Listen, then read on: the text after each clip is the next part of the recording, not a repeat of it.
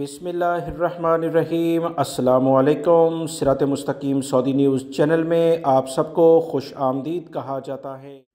अमरीकी इदारे की जानिब से एक ताज़ा तरीन रिपोर्ट जारी हुई है जिसमें बताया गया है कि पूरी दुनिया में मंकी पॉक्स के केसेस में काफ़ी हद तक इजाफ़ा हो गया है, जो कि तशवीशनाक सूरत हाल इख्तियार करता जा रहा है।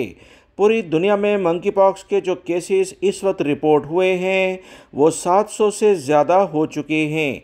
यूरोपीय ममालिक के कुछ अखबारात की जानिब से जो ताज़ा तरीन इतलात आईं, जिसके मुताबिक यूरोपीय ममालिक, अमेरिका, कनाडा, कुछ अफ्रीकी ममालिक और कुछ एशियाई ममालिक, अरब ममालिक में भी अब इसके केसेस में रोज़ाना की बुनियाद पर इजाफा देखने में आ रहा है। वर्ल्ड हेल्थ ऑर्गेनाइजेशन की जानिब से कहा गया है कि मंकी पॉक्स चेचक की तरह की एक बीमारी है, लेकिन इसकी शिद्दत चेचक से कुछ कम है।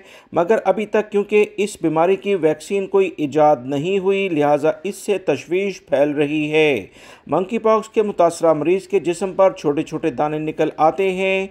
इसकी अलामात में बुखार, सर्दी लगना और जिस्म में मुसलसल दर्द रहना जिस्म में शामिल हैं। इसके अलावा मज़ीद इतलात के मुताबिक मंकी पॉक्स के इलाज के लिए फ़िलवक्त वो वैक्सीन इस्तेमाल की जा रही हैं जो अमूमन चेचक के इलाज के लिए इस्तेमाल की जाती हैं। पूरी दुनिया के साइंसदान इस बारे में तहकीकात कर रहे हैं कि पूरी दुनिया में इस बीमारी से किस लेवल पर फैलाव हो सकता है, क्योंकि अभी तक ये बात वाज़िया नहीं हो पा रही कि इस बीमारी के फैलाव की असल वजूहात क्या हैं।